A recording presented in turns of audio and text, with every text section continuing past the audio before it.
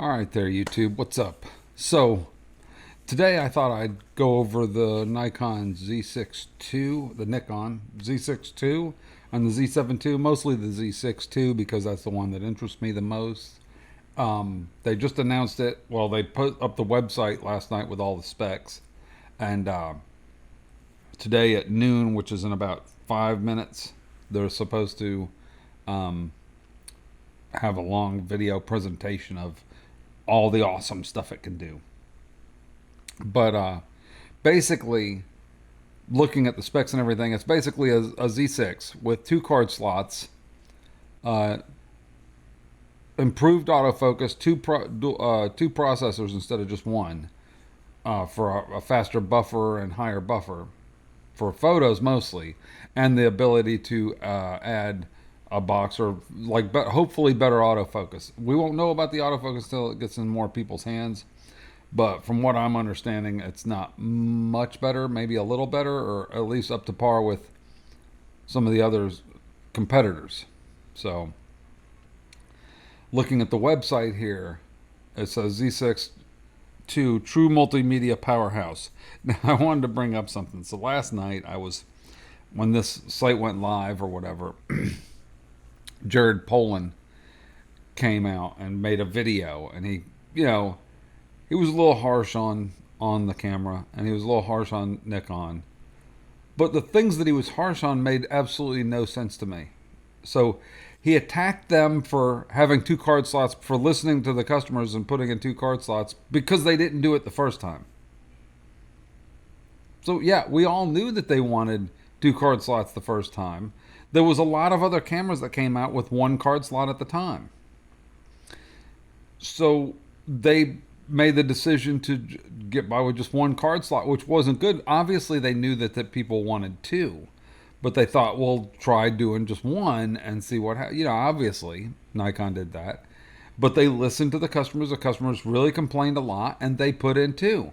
So you're attacking them for something they did before instead of something they did now, which was have two. I mean, they gave you two cards. I don't understand why you're mad now. It's over now. They gave you the two cards. That's what you wanted. That was the biggest complaint about the Z6 and Z7 was single card slot. That was the number one complaint, I think. And then the other thing he said was, he said that the new battery grip finally has buttons, which he loves, which I don't. But the battery grip is $400. It's $399. It's $400. It's basically the price of two of the regular battery grips without the buttons on them. I would rather have two battery grips, one for each of my cameras, than have one battery grip with buttons on it, because I don't use the buttons. In fact, the buttons, not only do they not get used, but I accidentally bump them all the time when I'm using my camera, and I end up shooting photos of something else or flipping the little lock switch and locking the buttons off so that I can't use it. And I find it more of a hassle to have the buttons on the thing. I know it sounds crazy, but since I've been shooting without the buttons on the thing, I've got one camera with, I got a DSLR, a Nikon DSLR with a battery grip with the buttons on it, and that thing frustrates me more than the one without the buttons. Because I was shooting the wedding the other day that I shot. I shot portraits and landscape. I shot both modes. I shot a lot of portraits.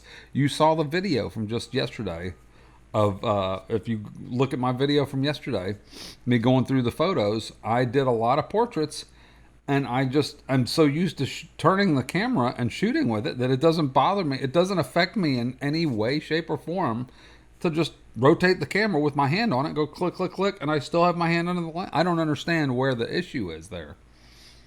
Would it be nice to flip it and then hold it this way and shoot all your portraits like that? Yeah, but I'm constantly going back and forth, wide to portrait, wide to portrait. To turn it and then move my hand, I'd have to turn it and move my hand, turn it, move my hand. I just keep my hand. I just go boom, click, click, boom, click, click, boom, click. I just move it fast, and I don't take my hand off the camera. So I don't see it as that big of a deal.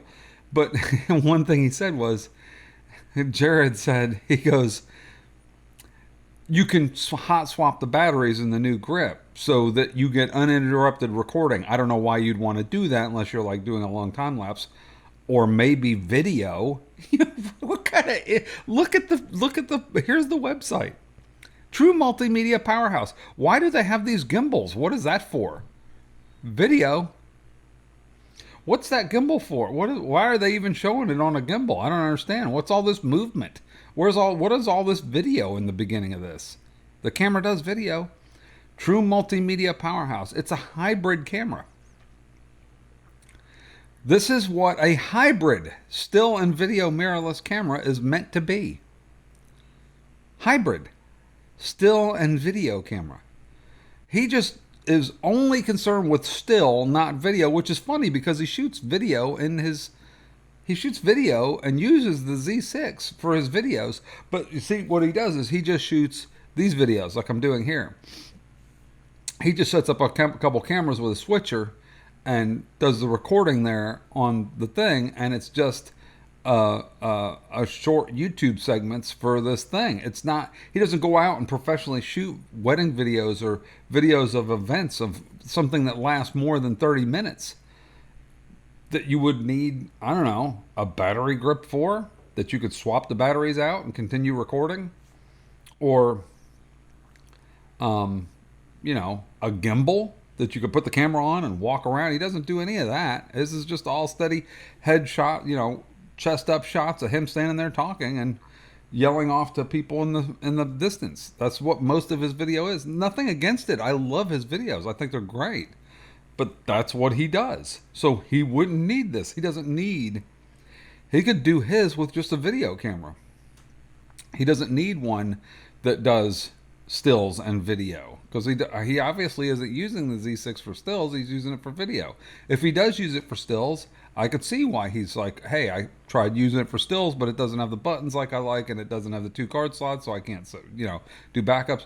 I get it. Okay. But the camera is a stills and video camera. See, 4K Ultra HD at 60p. The problem is 60p 8-bit DX crop mode only. So it does 4K at 60p. That's another one. Yesterday, camera conspiracy guy who I love, his videos are hilarious. He said, why 60p? Why not 120p? I don't understand. Everybody does 120p.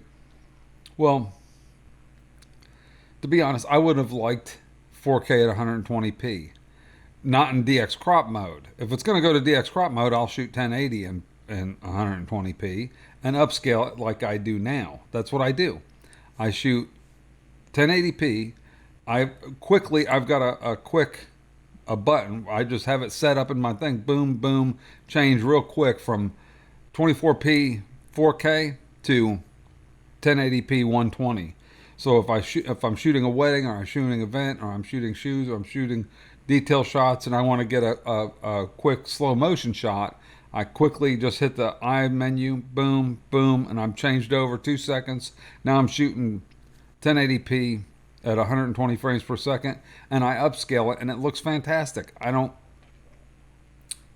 mean, having 4K at 120 would have been nice. 4K at 60 is nice. I wish it wasn't in a DX crop mode. And he was like, camera conspiracy guy's like, why have it? It doesn't even slow it down much or whatever. It doesn't, but it does enough. It slows it. It'd be nice not to have to upscale the 1080p footage and have it even slower, but even a little bit slow would help. It'd be nice. So, it'd be a nice thing to have. I wouldn't sell my camera and buy that for that feature. And matter of fact, looking at at everything so far, I probably wouldn't sell I'm probably not going to sell my cameras to get these anyway, because, like I said, in another video, and I'm saying it now just in case you didn't hear it, the best purchases I made for my camera so far, in my bag, the best purchases so far was the 85mm 1.8, the battery grip, and the battery grip and the gimbal. the Moza Air. Those are the three best purchases I made for the Nikon camera, for my Nikon mirrorless cameras. Those are the three best purchases. So instead of spending another, selling my cameras for $1,500 or $1,000, whatever the heck I could get for them, and then turn around and sinking all that money into one of these with the 2 card slots and the extra stuff, I would probably be better off. These things are $2,000 for these cameras. It's $2,000 for the camera without a battery grip. I've already got a battery grip for one of mine. I need to get another battery grip for the other one, but with the 2 batteries, so I can swap one out, hot swap while I'm recording. That's what I get it for. I would probably be better off taking that $2,000 and buying the 24-70. Okay, I just got the notification. Nikon is live now for the Z6 thing.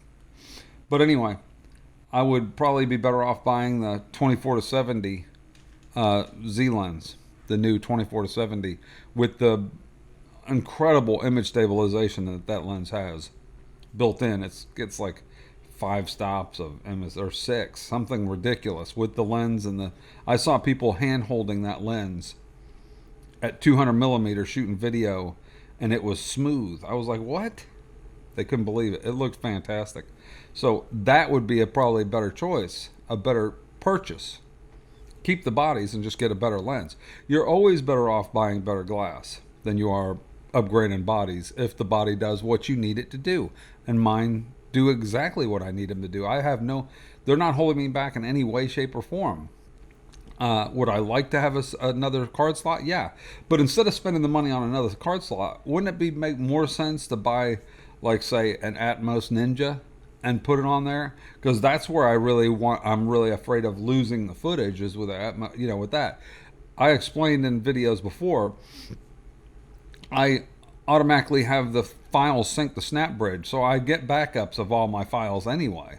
So there's a way to do backups. Yeah, it's not going to be the raw backups, but it'll still be good enough to, if I lost the files, I can still get, deliver them a product where they got the pictures. They're not as good. They're not as good as I'd like, because I can't go through and edit them like I would, but I can edit them still. They're JPEGs, but they're still good. Something is better than nothing. It's better than losing everything. So I got this vertical grip for $400 that adds buttons that I don't want. It's funny. I do like this autofocus system. Eye detection better than ever. That's the thing I want to see. I want to watch this video. I'm going to leave here pretty soon and watch this video that's coming on. So what they did was they added a red box. See the red box over there? That you can move, and it will only try to detect eyes in that box. So they added wide area mode to set boundaries of eye detection. So that's really cool. So you could set a boundary in this area, and it will only search for eyes in that area. So it makes it much faster to find the eyes. That's great. What they need to work on is the distance. What I noticed in all the reviews and examples comparing the Z6 with the Canon and the Sony was, if you were a distance away and you started walking towards the camera, the Sony and the Canon would pick up their face first and then get their eye first, way before Nikon did. Nikon, you'd have to be pretty close before it would pick up their face and their eye. So they need to work on that distance, being able to spot those things at a greater distance, and then it'll be much better then. So capture the eyes on video. That's another one. I don't really need it. I need it to capture the face, but I'm not usually shooting such shallow depth of field, and even if I am, the file size, the resolution, since it's only 4K, it's much smaller than the actual huge full frame of the thing. It's not like 8K, which is the full thing. It's because of the size, you can't really tell if it's just the eye or the face that's in focus as much. Now, if you're in close, or if you're shooting real super shallow, yeah, but then it's not that big of a deal to, focus it on the eye or whatever. It's not, this is neat and everything, but as long as it has face detection, Like even the example they post right here, the picture. If you look at this picture, this guy's whole face is in focus. So it doesn't need his eye. His nose is not out of focus. His eye is in focus and his nose is in focus. Because the focal plane is his whole face here is in focus. This guy's in front, his face isn't in focus. So face detection is fine. Eye detection is nice. I'm not going to turn it down, but I'm not going to sell this camera and go buy it just for eye detection and video, because it's not that big of a deal. Look, right here on the website, Video Star. I mean, that's what we're talking about when we're talking about a camera that shoots. See, here's the slow motion. That's what we're talking about a camera that's a hybrid mirrorless camera. That's what hybrid cameras are. They shoot both photo and video equally well. So to complain about video features that you're not using, it's kind of silly. You know, why have a battery grip that doesn't have buttons on it for video? It's a battery grip for video. If you want a battery grip for photo, get the one with the buttons on it. It's $400. Costs twice as much to be able to add those buttons. I'm fine with the one without the buttons. That's what I do most of the time, is the video without the buttons. And even when I do photography without the buttons, it doesn't bother me. But if you watch this video, that's 120. Yeah, see, with 120p full HD footage that can be played back at 30p, 25, 24p. Silky smooth slow motion sequence. So this is basically they're touting the 1080 120, which is what I already shoot in on my current Z6. So I don't really need the upgrade to this to do what I'm already doing, like I said. And I've delivered those 4K files on thumb drives to my clients, and they can't tell when I edit in a 4K timeline, because the majority of the footage is 4K, and I plop on those 1080p 120 footage, slow them down, and then I scale the frame size, and it upscales the footage. You can't tell that much of a difference. It still looks fantastic. It's going smooth. It's super clear. I love it. I think it works great. I don't really need. It'd be nice to have it, but I don't really need it. It's not stopping me from already doing it. 5-axis VR, image stabilization, photos and videos. It already had that. So reverse focus rotation. So they have a ring that you can turn the other way. I'm already used to turning it the right way. But if you're coming from another camera brand and that's confusing you, okay. Multiple exposure, focus shift. Okay. SnapBridge, get connected, go remote, any file format, upgrade on the go. Now that's something I noticed the other day. When I was there, I had the SnapBridge open, transferring the files. When I first launched SnapBridge on my phone, this has never happened before, but I launched SnapBridge on the phone and connected the camera, and it came up with a thing and said, your camera firmware, there's an update to your camera firmware. It came and saw that there was an update. Now I could not update it through the SnapBridge app. It said, go to your computer to download the update. So you have to download it and put it on a card. But it let me know. So that's still pretty good that it let me know. So if you're not up and checking the firmware and stuff, you launch the app and it shows you that, that it has an update. That's pretty cool. I'm good with that. Thumbs up for that. So anyway, what do you guys think? Is this direct connect PC or Mac? Transfer your shots directly to PC, Mac over Wi-Fi, no card. Oh, well, that's pretty cool. So Windows transfer utility. That's pretty cool. So it's got a Windows transfer, so you can hook it up to Wi-Fi and connect it to the computer and transfer. Live stream like a pro. We just did a video. I just did a video showing you that it works. Stream the sharpest, cleanest, most flattering footage from the Z6 II with Nikon's new webcam utility. It was soft. It was soft. It was soft and the colors were muted. It wasn't as good as the HDMI capture. Just wasn't. I tried with this one. Now I don't know if the Z6 II makes it any better, but with this one, not as sharp and not as good at colors. So, but that software works with the current Z6. If you didn't have an HDMI capture card in a pinch, you could pop that in, start capturing, start streaming. One cable does it all. Universal Type C connection sold separately. You can provide constant power to the Z6 III, charge your battery, stream footage, and transfer photos and videos. So that's good. That's a pretty cool thing. So they've basically added, now currently on the Z6, when you plug in the USB charger, if the camera's off, it will charge the battery. If you have the right battery and you plugged it in. If you're using the newer batteries, it charges the battery through the thing, which is nice because I leave the camera connected to the USB, and then when I turn it on, the battery is fully charged because it's sitting there on the computer the whole time. But this makes it where you can use a battery pack. So if you don't have the battery grip, which is an expensive option, and you happen to have a USB power source, you could plug it into the USB C on the side of the camera, and boom, you're charging you're running the camera off of the external battery pack, which is pretty cool. I like it. Thanks Nikon. Good job on that. Nikon experience, one generation, time after time, just the right feel. That actually is the biggest positive for the Nikon cameras, for the Nikon cameras, is the feel. The cameras feel really, really well. The buttons are all in the right place. They're very solid feeling. That's one of my favorite features of the camera. I tried a Sony. I was at a wedding and a guy had a Sony A7 III or whatever. It was another guy, and I picked up his camera and it felt hard and the grip didn't feel as good. It didn't feel as camera-like compared to the Nikon. It felt like somebody imitating a DSLR instead of a DSLR. This feels like a digital, it feels better. The Nikon feels better. It just does.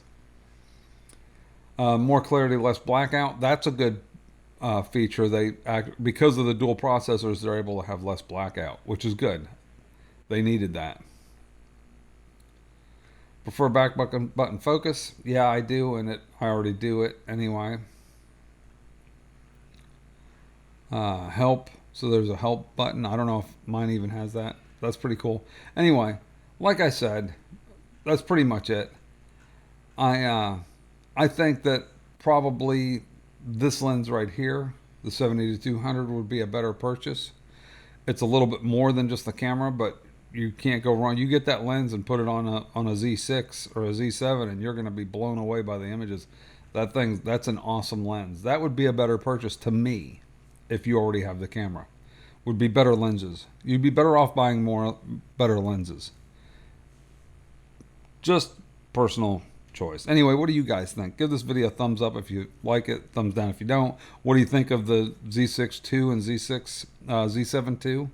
Do you think those are worthy upgrades? Would you sell your current Z6 or Z7 to buy one of these, or would you just look at it, wait for this to come down in price and buy one later as that might be a better option for me, is to take my Z6, because I have two of them. I shoot with 3 cameras all the time. It would make more sense for me to dump one of my other cameras, like my Panasonic G85 that I've had forever. Just dump it for $500 or something and put that towards the Z6 II, like a year from now or whatever, when the prices come down to $1,700, the same price as this, then I'm paying, $1,000 for the Z6 II. That seems like a better option. And then I make that the main camera and have a Z6, 3 Z6s to shoot the wedding. That would probably make more sense. Get the lens, 70-200, and then sell the camera and use the money with it and buy another. That's probably the better option for me. I'm rambling on. Anyway, thanks for watching, YouTube. Thumbs up if you liked it, thumbs down if you didn't. Don't forget to subscribe and like, and talk to you later. See ya.